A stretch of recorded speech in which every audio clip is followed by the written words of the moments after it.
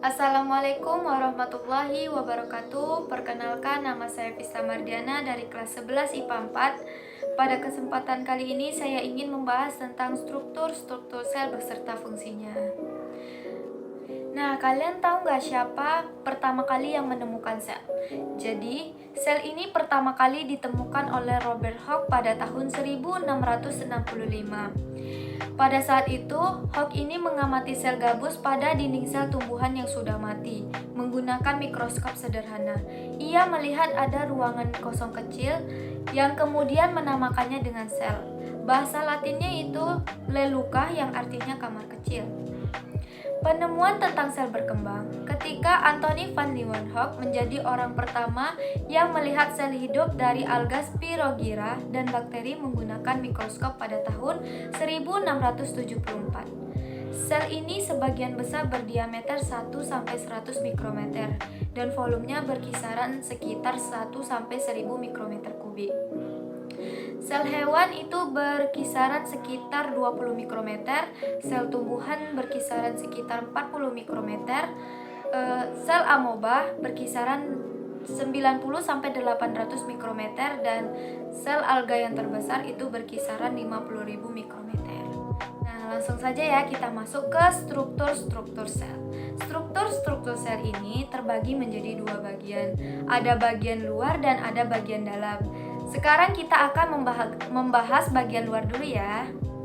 Nah, bagian luar ini ada membran sel atau membran plasma yang merupakan lapisan tipis yang memiliki ketebalan 8 nanometer yang membatasi isi sel dengan lingkungan di sekitarnya. Membran plasma ini tersusun dari bahan lipid atau fosfolipid, protein, dan karbohidrat. Membran sel ini bisa loh kita analogikan sebagai kantong plastik. Kantong plastik ini kan bisa membungkus semua belanjaan kamu. Nah, sama halnya dengan membran sel.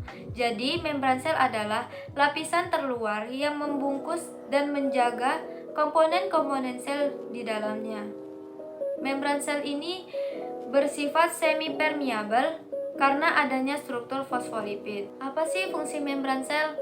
Yaitu mengontrol keluar masuknya zat dari atau ke dalam sel. Yang kedua sebagai pelindung agar sel tidak keluar. Dan yang ketiga yaitu sebagai reseptor atau menerima rangsangan dari luar sel.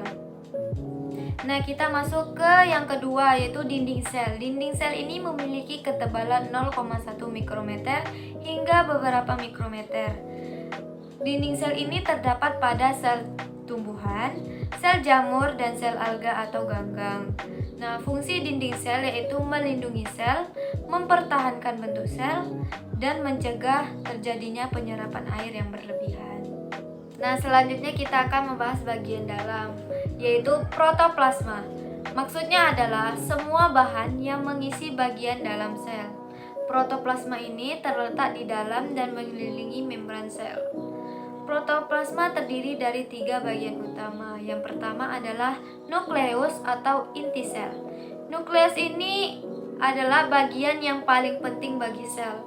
Ia berdiameter 5 mikrometer dan diselubungi membran ganda atau membran luar dan dalam yang dipisahkan oleh ruangan sekitar 20-40 nanometer.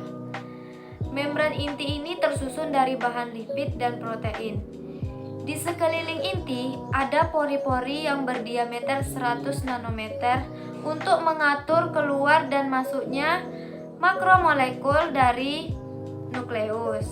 Nah, fungsi nukleus yaitu yang pertama mengontrol sintesis protein dengan cara menyintesis mRNA sesuai perintah DNA. Yang kedua, mengendalikan proses metabolisme sel. Dan yang ketiga, menyimpan informasi genetik berupa DNA. Yang keempat, sebagai tempat penggandaan atau replikasi DNA. Yang kedua itu ada namanya sitoplasma. Sitoplasma adalah cairan sel yang terletak di dalam sel, di luar inti sel dan organel sel. Sitoplasma ini berbentuk koloid homogen yang jernih serta mengandung nutrien, ion-ion, garam, dan molekul organik. Sitoplasma ini mengalami perubahan dari fase sol atau konsentrasi air tinggi ke fase gel atau konsentrasi air rendah, ataupun sebaliknya. Fungsi sitoplasma ini yaitu sebagai tempat organel sel dan sitoskeleton. Yang kedua, memungkinkan terjadinya pergerakan organel sel oleh aliran sitoplasma. Yang ketiga, sebagai tempat terjadinya reaksi metabolisme sel. Dan yang keempat, menyimpan molekul-molekul organik, misalnya seperti karbohidrat, lemak, protein, dan enzim.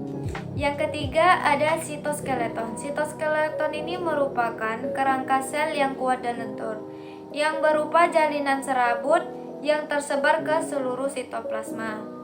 Sitoskeleton ini berfungsi untuk menyokong dan mempertahankan bentuk sel, serta berperan sebagai tempat tertambatnya beberapa organel sel.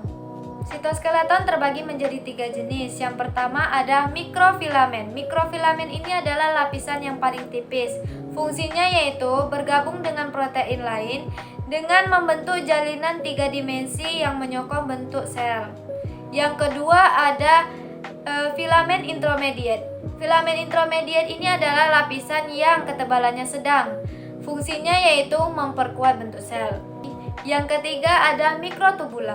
Mikrotubula ini adalah lapisan yang paling tebal. Fungsinya yaitu menggerakkan organel, membentuk silia atau flagel.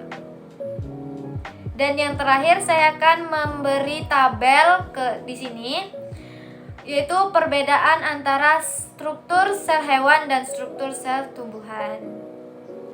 Hanya itu yang dapat saya sampaikan, lebih dan kurang saya mohon maaf. Wabillahi taufiq wal hidayah. Wassalamualaikum warahmatullahi wabarakatuh. Dadah.